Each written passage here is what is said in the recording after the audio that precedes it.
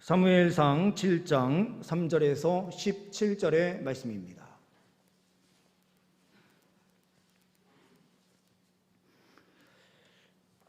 사무엘이 이스라엘 온 족속에게 말하여 이르되 만일 너희가 전심으로 여호와께 돌아오려거든 이방 신들과 아스다롯을 너희 중에서 제거하고 너희 마음을 여호와께로 향하여 그만을 섬기라. 그리하면 너희를 블레셋 사람의 손에서 건져내시리라.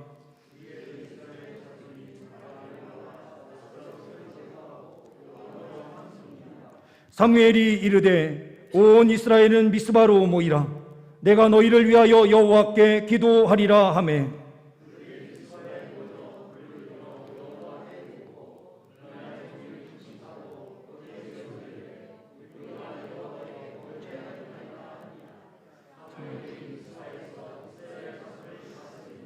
이스라엘 자손이 미스바에 모였다 함을 블레셋 사람들이 듣고 그들의 방백들이 이스라엘을 치러 올라온지라. 이스라엘 자손들이 듣고 블레셋 사람을 두려워하여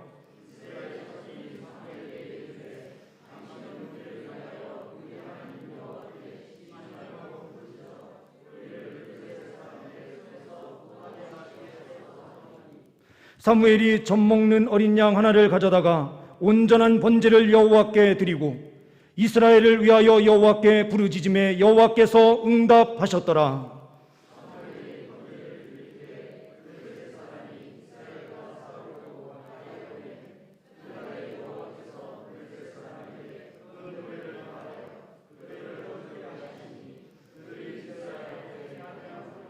이스라엘 사람들이 미스바에서 나아가서 블레셋 사람들을 추격하여 백갈 아래에 이르기까지 쳤더라.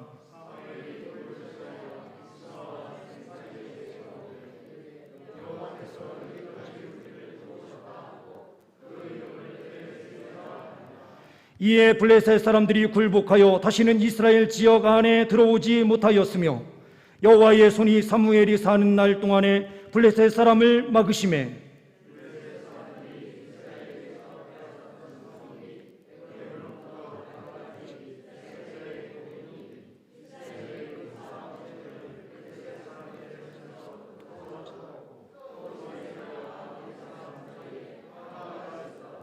사무엘이 사는 날 동안에 이스라엘을 다스렸으되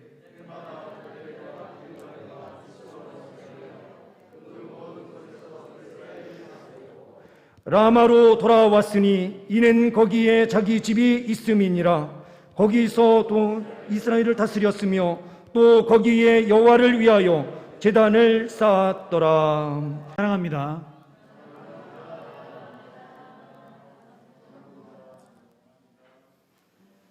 다시 한번 인사하겠습니다. 다시 일어섭시다.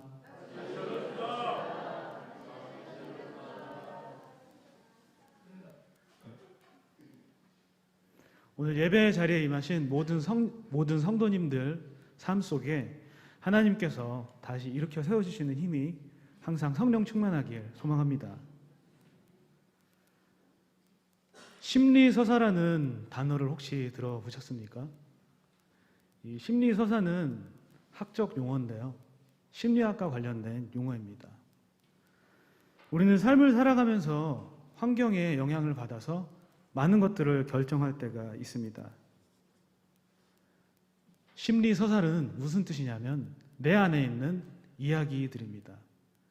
우리는 살아가면서 내 안의 이야기들, 미완성된 이야기들, 내가 어려서부터 자라나면서 겪었던 일들, 가족들 간의 경험, 그리고 내가 읽은 책들, 여러 가지 언어와 또 여러 가지 경험 등을 통해서 우리 안에 심리서사가 있습니다. 이 서사라는 건 무엇이냐면 이야기 형식으로 되어 있기 때문에 심리서사라고 하는 것입니다. 우리 안에 심리서사가 항상 있습니다. 그리고 또한 동시에 의지라는 것이 있어서 우리의 의지로 또 무언가를 결정하고 또 성령의 도움을 힘입어서 우리가 새로운 결정을 할 때 역시 또 있습니다. 저는 이 자리에 있는 성도분들에게 한번 질문을 해보고 싶습니다. 우리 성도님들은 자신의 의지대로 온전히 자신의 의지가 원하는 대로 자신의 의지를 통해서 하루를 살아가십니까? 자신이 의지하는 대로 자신의 의지를 통하여 하루를 살아가는 사람들이 생각보다 많이 없습니다. 그렇다면 우리는 심리서사에 대해서 한번 생각을 해봐야 됩니다. 이 이야기의 형태로 되어 있는 우리의 심리 전반에 흐르는 이것은 의지와도 관련이 있긴 하지만은 정확히 보면은 어떤 결핍을 통해서 또 욕망을 통해서 이루어지는 것 역시 있습니다. 이야기의 형태로 되어 있기 때문에 삶을 통해서 우리가 이루어 나가려고 하는 것에 큰 영향을 주는 것입니다. 이것이 욕망 전반, 우리가 뭔가 선택을 하려고 하는 욕망 전반에 흐르는 것이고, 또 우리가 선택을 하려고 하는 어떤 도덕적인 것에도 흐르고 있는 우리의 미완성된 이야기입니다. 그래서 이것이 우리의 삶 전반에 많은 것들을 선택하게 하고 많은 것들을 생각을 하게 하는데요. 우리는 또한 의지를 생각을 해봐야 됩니다. 우리는 우리의 의지를 어떻게 생각을 해야 할까요? 우리는 또 어떻게 의지를 우리 삶에서 적용을 할 때 과연 우리 힘으로만 해야 하는 건지, 아니면 하나님께 도움을 간청은 하긴 해야 되는데 어떠한 도움을 간청을 해야 하는지 우리는 항상 생각을 해야 합니다. 오늘 본문은 언약궤가 돌아온 상황에서 또 블레셋의 지배 아래에 있었던 우리 이스라엘 백성의 이야기입니다. 사무엘이 선지자가 되어서 이스라엘 백성들에게 이야기를 합니다. 오늘 본문 전에 언약궤가 돌아왔지만은 이 언약궤를 전쟁의 승리의 도구로만 사용했었던, 거의 우상 숭배하듯이 섬겼었던 우리 이스라엘 백성에게 어떠한 심리서사가 흐르고 있었을까요? 이스라엘 백성은 개인이 아닌 공동체였습니다. 이 공동체 이스라엘 백성에게 하나님의 의지를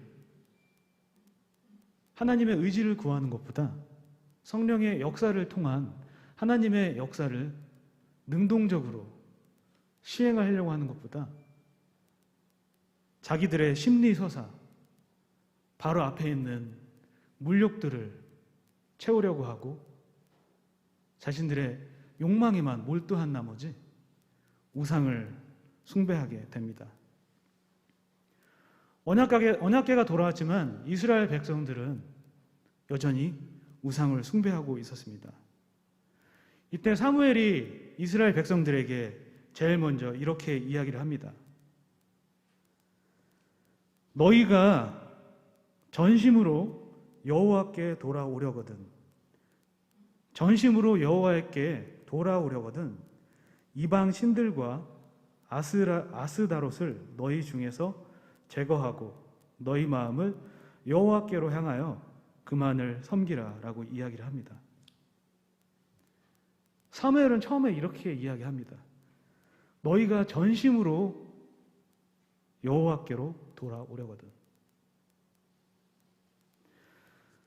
왕이 통치하던 시대가 아니라 선지자가 하나님의 말씀을 받아 이스라엘 백성을 다스리던 시대였습니다. 이 이후에 사울을 세우고 다윗을 세우는 사무엘서의 역사 중에 사무엘의 초반 사역인데요. 사울 왕과 다윗 왕을 세우기 전에 사무엘의 초반 사역입니다. 사무엘은 이 이스라엘 백성들에게 하나님의 역사를 경험하게 하고 하나님의 역사를 한 번 더 체험하게 하기 위해서 이스라엘 백성들에게 전심으로 돌아오려거든 첫 번째 조건을 내겁니다. 그 첫 번째 조건은 바로 회개 그리고 우상 제거입니다. 사무엘서는 왕정 제도가 시작되는 책입니다. 이스라엘은 신정 정치였고 하나님이 왕 되시고 하나님께서 직접 다스리시는 나라였지만은 백성의 요구를 들어주시되 하나님 자신의 통치를 하기 위하여서 왕정 제도를 수락하시고 왕정 제도를 펼치시기 시작합니다. 그리고 두 번째는 꼭 하나님께만 순종하는 왕을 하나님께서는 원하신다는 것이 사무엘서 더 나아가 열왕기상 열왕기하까지 확장이 되어 흐릅니다. 제일 먼저 사무엘이 했던 것은 무엇일까요? 바로 그들의 이야기들, 그들 자신의 내면에 흐르던 이 우상을 제거하는 것이었습니다. 그들은 바알과 아스다롯을 섬기고 있었습니다. 여호와께 전심으로 나오고 다시 시작해야 되고 다시 일어서야 할 때 정작 중요한 것은 자기 우상을 섬기는 것이 아니라 하나님께 나오는 것이었습니다. 하지만 그 전에 말씀과 기도도 물론 너무나도 중요하지만 회개를 하고 우상을 제거하는 것입니다. 저는 말씀과 기도 그리고 우상을 제거하는 것을 굳이 순서를 따지려고 하는 것이 아닙니다. 우리가 말씀과 기도에 앞서서 간과하는 것이 항상 있다는 것, 사탄과 마귀의 유혹에 너무나도 쉽게 넘어지면서 우리가 우상 앞에서 너무나도 넘어진다는 것을 여러분들 잊지 않길 바랍니다. 사무엘은 백성들에게 우상을 제거하라고 이야기를 하고 많은 백성들은 사무엘의 말을 따르기 시작합니다. 3절에서 이방신으로 표현되었던 것을 바알이라고 사무엘은 구체적으로 이야기를 하고 바알과 아스다롯을 제거하라고 이야기를 합니다.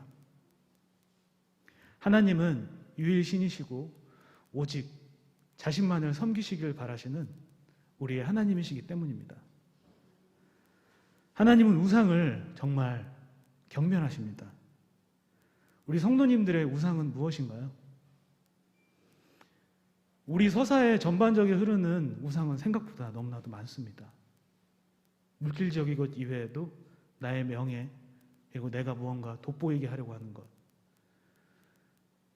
우리가 율법적으로 너무나도 신앙생활에 젖어 있는 상황에서 막상 우리 자신을 돌아보지 못할 때가 너무나도 많습니다. 혹시나 내가 섬기고 있는 하나님, 내가 생활하고 있는 이 신앙생활이 혹시 율법적이거나 이 신앙생활 자체가 우상이 되고 있지 않은지 여러분 생각해 본 적 있습니까? 신앙은 연기가 가능합니다. 내가 마치 하나님 앞에서 의로운 사람인 것처럼, 그리고 하나님이 나를 세상에서 가장 사랑하는 것처럼 나 스스로 최면을 가하기도 하고 그것이 정말 진짜인 것처럼 연기가 가능합니다. 우리 인간은 이렇게도 연약하기도 하지만 또 이렇게도 이기적인 욕망으로 진실을 가리기도 하는 것입니다. 사무엘이 두 번째로 이야기한 것은 5, 6절에 바로 기도입니다.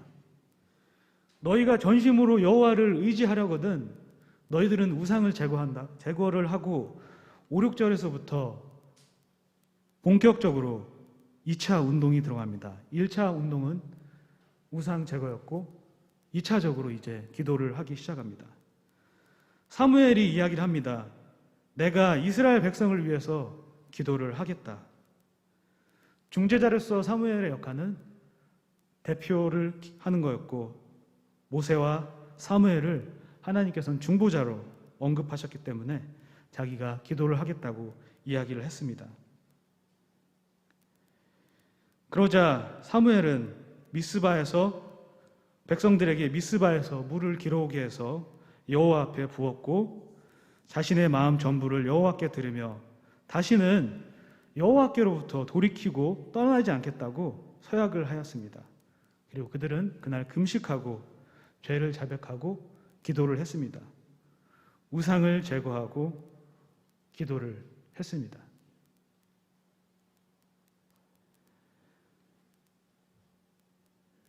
우리 교단은 특히 하나님의 예정을 가끔, 자주는 아닙니다.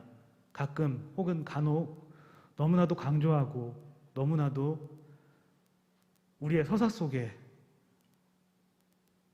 너무 이렇게 배어 있기 때문에 가끔 하나님께 모든 걸 내어 맡겨드린다고 하고 무책임하게 신앙생활을 할 때가 너무나도 많습니다. 물론 하나님께서 예정하시고 작정하신 것에 우리가 모든 걸 맡기고 하나님의 뜻을 기다리고 그분의 뜻대로 해나가는 것을 경험하고 또 기도하는 것도 맞는 신앙생활이지만은 하나님께서는 우리에게 그 예정에 더 참여하게 하기 위해서 우리가 능동적으로 생활할 수 있도록 항상 길을 열어주십니다. 우리에게 한 가지 특권이 있습니다. 그 특권은 성령의 역사를 사모하는 것입니다. 경험하기 이전에 우리는 성령의 역사를 사모해야 됩니다. 여기 계신 성도 여러분들 혹시 성령의 역사를 사모하십니까? 성령의 역사를 사모하는 것은 우리의 특권입니다. 예수 그리스도께서 우리에게 주신 것입니다. 우리는 공동체로서의 역사, 다시 일어서야 하는 우리 교회에 성령의 역사를 사모해야 합니다. 하나님께서 우리 공동체에게 다시 일어서게 할 그 힘을 주실 것을 사모해야 합니다. 그리고 우리가 자연적으로 사모함에 있어서 자연스럽게 흘러나오는 우리의 실천과 또 섬김으로 하나님께 더욱 기쁘게 올려드려야 합니다. 이렇게 사무엘과 백성들이 하나님께 기도를 올리고 있는 와중에 블레셋이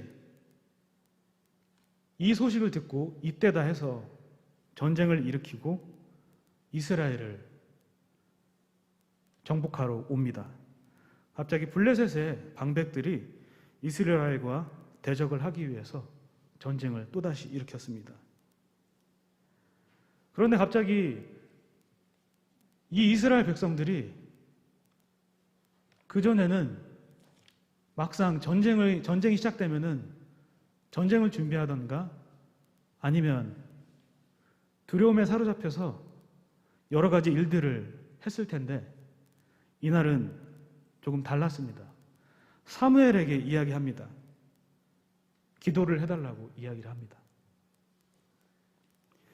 이스라엘 자손은 하나님의 구원을 바라기 시작했습니다. 한번 생각해 보셨으면 좋겠습니다. 전쟁이 일어나는 상황에서 기도를 부탁했습니다. 이제 포스트 코로나가 시작됐습니다. 포스트는 후회라는 뜻이죠. 본격적으로 우리가 이제 코로나가 어느 정도 꺾이면서 우리 교회를 통하여 하나님께서 섭리하시고 함께 이루어 나가시려고 하는 것이 본격적으로 시작이 되기 시작합니다. 그때 지금 우리는 이것을 전쟁으로 생각하고 먼저 기도를 해야 합니다. 영적 전쟁입니다. 어떠면 더 치열한 전쟁일 수도 있습니다. 다시 일어서는 방법은 전쟁 앞에서 전쟁을 할 채비를 꾸리는 것이 아니라 기도를 하는 것입니다. 사무엘은 전 먹는 어린 양을 구해서 여호와 하나님께 온전히 번제로 드리고 이스라엘을 위해서 기도했습니다. 부르짖어서 기도했습니다. 그러자 여호와께서 그의 기도에 응답하셨습니다. 여호와 하나님의 간섭으로 인해서 이스라엘은 전쟁에서 매우 크게 승리를 하게 됩니다. 하나님은 천둥 소리보다 더 큰 우레로 블레셋을 멸절하시고 블레셋은 큰 혼란에 빠져 도망가게 됩니다.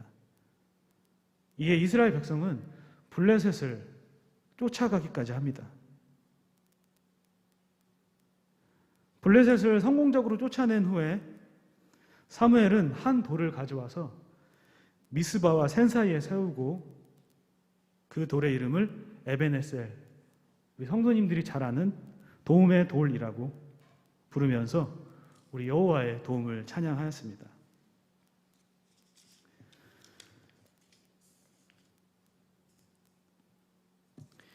이스라엘 하나님께 전심으로 돌아왔을 때 첫 번째로 성읍들은 크게 회복되었고 또 더 큰 성과를 얻게 되었습니다. 성읍들은 크게 회복되었고 또 주변 국가들과 큰 평화를 이루게 되었습니다.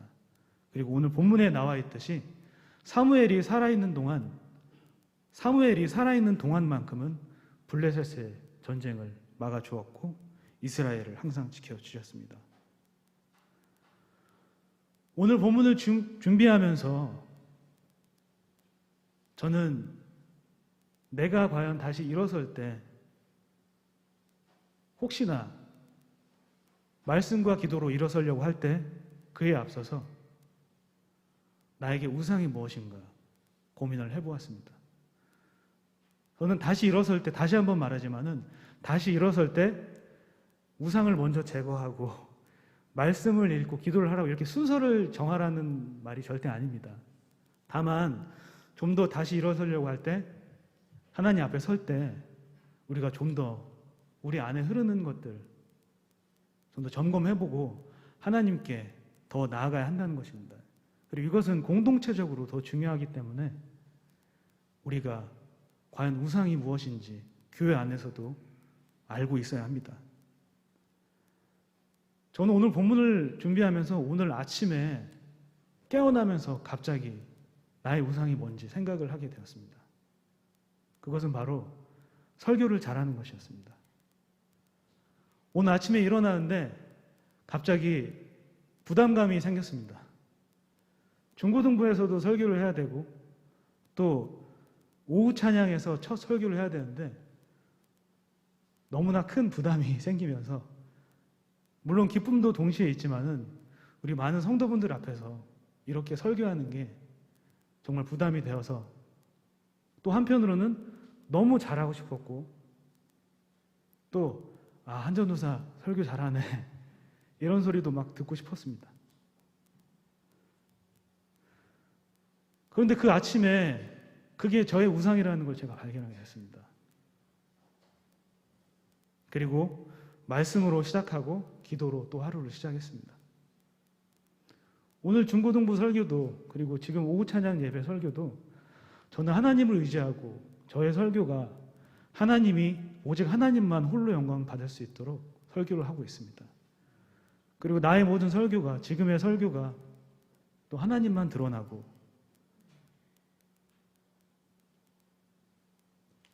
또 앞으로도 설교를 준비할 때 내가 뭐 설교를 막 잘하고 또 누군가가 은혜를 받아서 변화되고 물론 이런 것도 정말 중요한 거지만은 이런 것보다 하나님 앞에서 정말 순결하게 말씀을 준비하는 설교자가 되고 싶습니다.